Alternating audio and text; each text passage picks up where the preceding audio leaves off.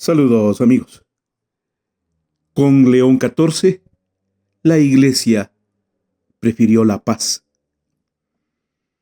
Tras el impacto que tuvo en nuestro mundo la muerte de Su Santidad el Papa Francisco, vino para toda la comunidad católica, pero también para todo el mundo, una especie de remesón agitado por los medios de comunicación que en el mundo también se volcaron a buscar carroña, espectáculo, no un proceso de elección de quien continuaría con la obra de Su Santidad el Papa y que siga rigiendo los destinos de la Iglesia Católica.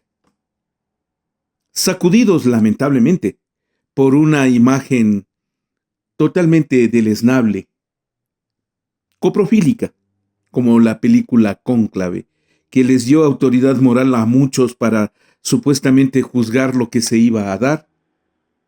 El anuncio del cónclave se convirtió en parte del show mediático al cual le destinaron todas las estaciones posibles, enviados especiales, gente con muchísimas carencias e ignorancias que a la hora de presentarse ante el público mostraban sus deficiencias, sus desconocimientos de lo que ocurría dentro de la Iglesia Católica.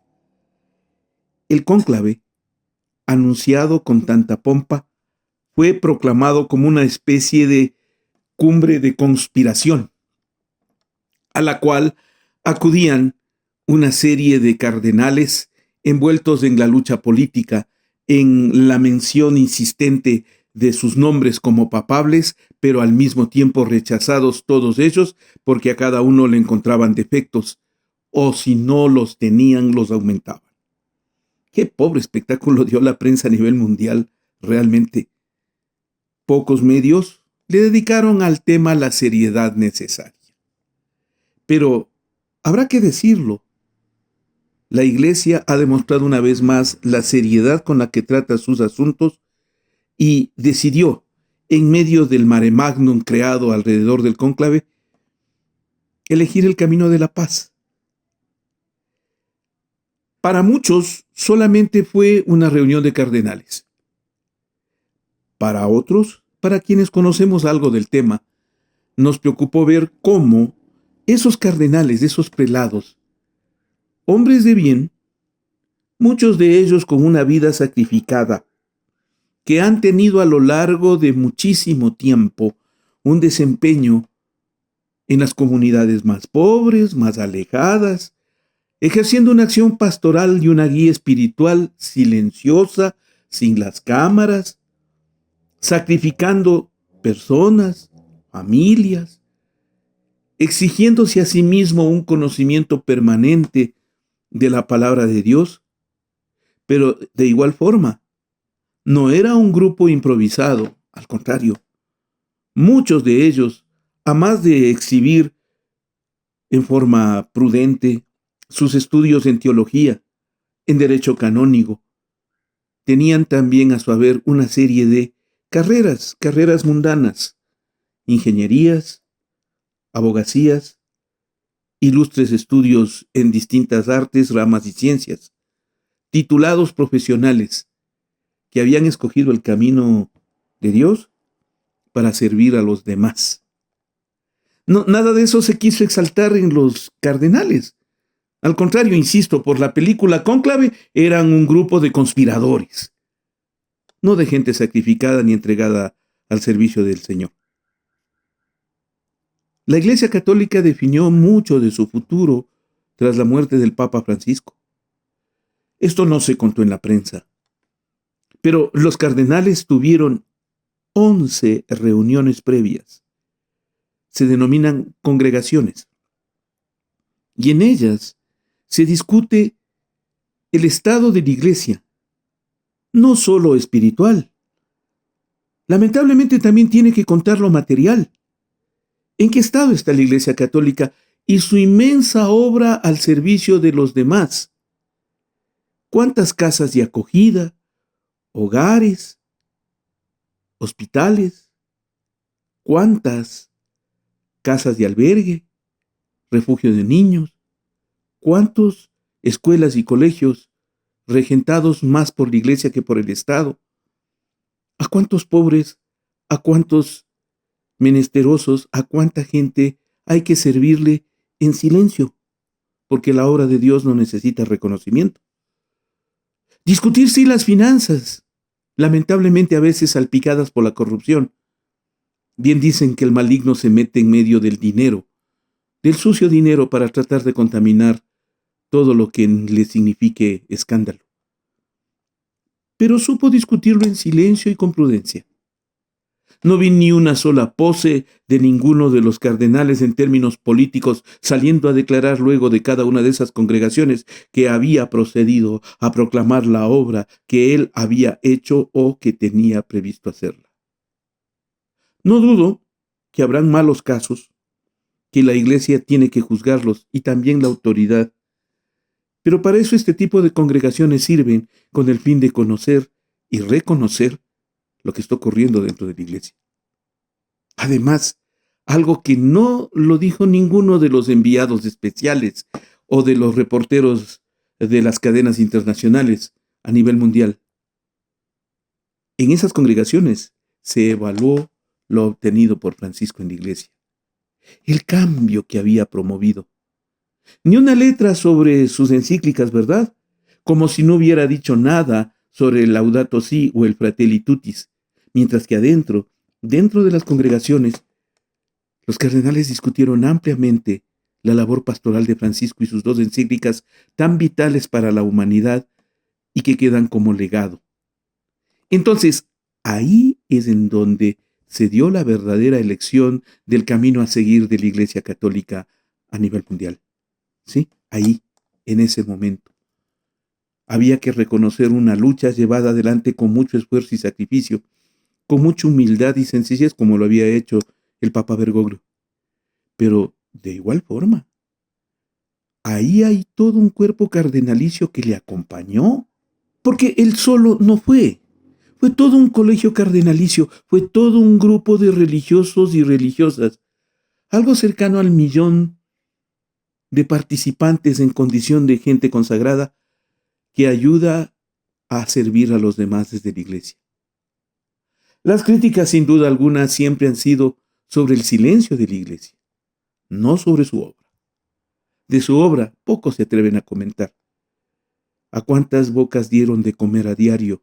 Preguntaría yo, que la iglesia lo hizo de manera respetable, valiosa, digna, buscando la dignidad del ser y sobre todo de su creación. Entonces, la labor del Papa Francisco fue muy revisada en esos ratos. Muchos cardenales recién se conocían en ese momento.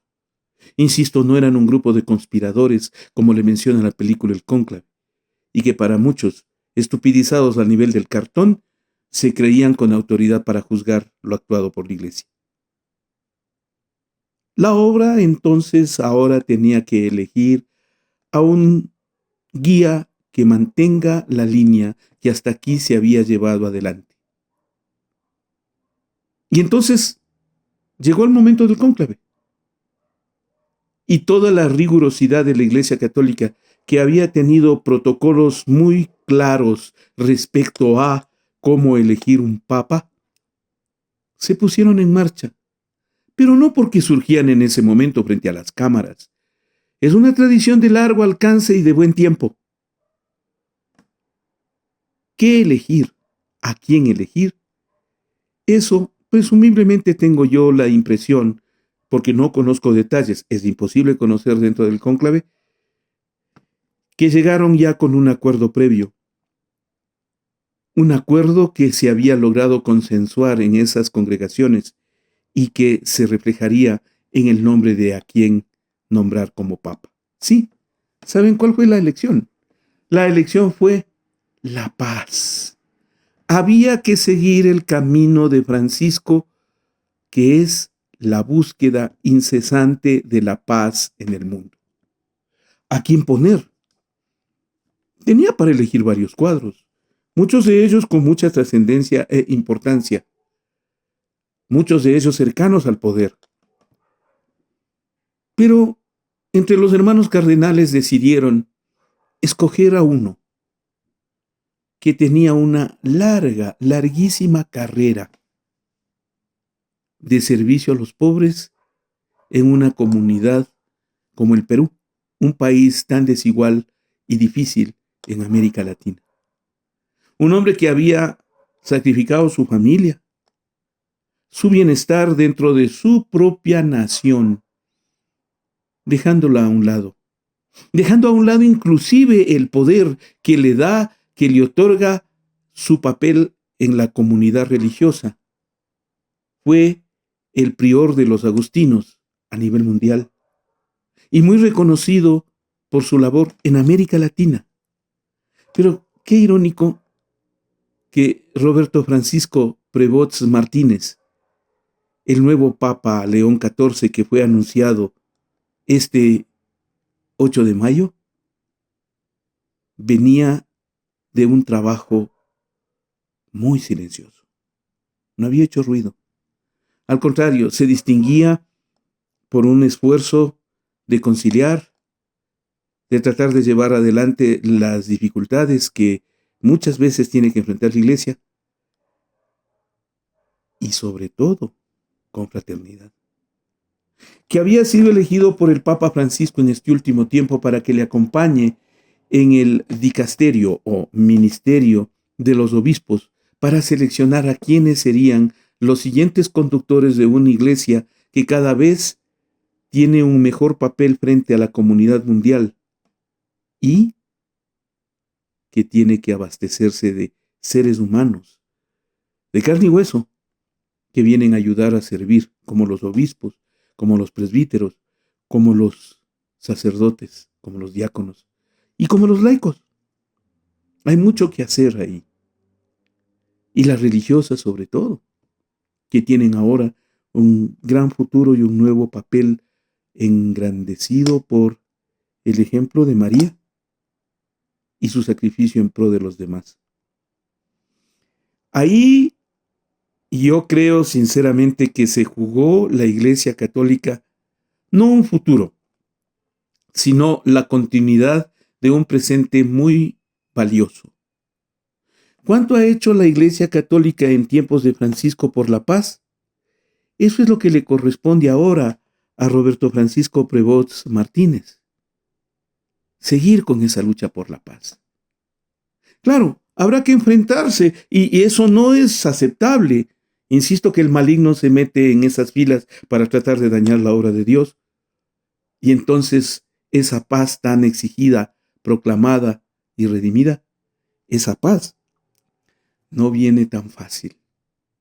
No es solo el ruido de las armas, a la que se oponen los grandes imperios y los poderosos truths que venden armas y que proclaman la enemistad con un papa como Francisco para que no les permita seguir haciendo sus crueles negocios con olor a muerte y guerra. No. Eligieron a un papa como León XIV para que continúe esa obra que él ya venía desempeñando. ¿Qué valioso es eso? Claro que lo es. Es un tipo tan humano como todos, porque el Papa es un ser humano, no es un ser divino. El Papa es alguien que va a guiar a continuación, inspirado en sus antecesores, y por eso escoge el nombre, ¿no? Inspirado en sus antecesores para continuar la obra de la Iglesia. Insisto que es la paz, pero la paz no solo es la no existencia de la guerra. La paz es también enfrentarse al hambre, a la miseria, a las condiciones desiguales de pobreza en nuestras naciones, a la corrupción, a la falta de dignidad en el trato al ser humano, a la violación a los derechos humanos, al conflicto severo y permanente en contra de las comunidades, de los descartables, de los viejos, de aquellos que quedan en soledad, aquellos que les falta todo, que son carentes desde una mano amiga hasta la medicina que cura, el pan que calma el hambre, el agua que calma la sed, o el vestido que cubre nuestras presencias mundanas. No sé si se le va a hacer difícil o no al Papa Roberto Francisco, pero sinceramente hay que mirar primero qué hizo, cuál fue su pasado, para ahora fijarnos en el futuro. Y eso es lo que ha elegido la Iglesia, y a quienes somos católicos debería ponernos a reflexionar con severidad. No se cayó en una guerra, no se cayó en un conflicto, no hubo ofensa, no hubo insulto, no hubo ataque, hubo reflexión profunda del qué hacer con el legado del Papa Francisco y levantar la bandera de la paz. Para enfrentar, ¿qué? El odio, por ejemplo, el odio político que vivimos en nuestras comunidades, que nos está destruyendo tanto. El manejo infame de los medios de comunicación y su coprofilia. La inteligencia artificial y sus efectos desastrosos en nuestras sociedades, destruyendo el pensamiento humano. La necesidad de reenfocar el hombre en su momento. Y como dice en Fratelli Tutti Summa Santidad el Papa Francisco, la solidaridad como el amor no se construyen ni son permanentes, se levantan a diario. Son un proceso del día a día y ese es el papel más noble que puede desempeñar un ser humano. Levantarse a construir todos los días la paz. Y eso es lo que han elegido en el Papa León XIV. Expectativas grandes, pero él ya se atrevió a marcar el camino. Continuar con Francisco. Y después, aumentar, incrementar la presencia de la Iglesia con su ejemplo para poder seguir adelante en esa paz tan ansiada bajo el amparo de María y el amor de Dios, con ese Cristo sacrificado que siempre nos da el ejemplo para que nuestras vidas tengan dignidad. Que vive el Papa. Sí, hay algunos católicos a los que nos llega en el alma a profundidad la necesidad de tener un guía espiritual. Y si es como Francisco, muy bien. Y si es mejor que Francisco, mejor aún. Pero que vive el Papa. Gracias por acompañarme en Ecuador Inmediato Premium. Le pido que siga usted, nos apoye, nos aporte, nos permita seguir contando la historia. Yo sigo en la lucha por la verdad y la vida. Y ahora, ¿quieres saber cómo afiliarte a Ecuador Inmediato Premium? Sigue estos pasos. En nuestro canal oficial de Ecuador Inmediato en YouTube, busca el botón que dice Unirse, justo al lado del botón de suscripción. Selecciona tu plan de membresía. Sigue los pasos para completar tu pago de forma segura desde tu cuenta de Google, tarjeta de crédito o débito. Y listo, ya eres parte de Ecuador Inmediato Premium. Al convertirte en miembro por solo $3,99 mensuales, tendrás acceso diario a nuestros editoriales exclusivos, análisis profundos, directos y contenido reservado solo para miembros de Ecuador Inmediato Premium.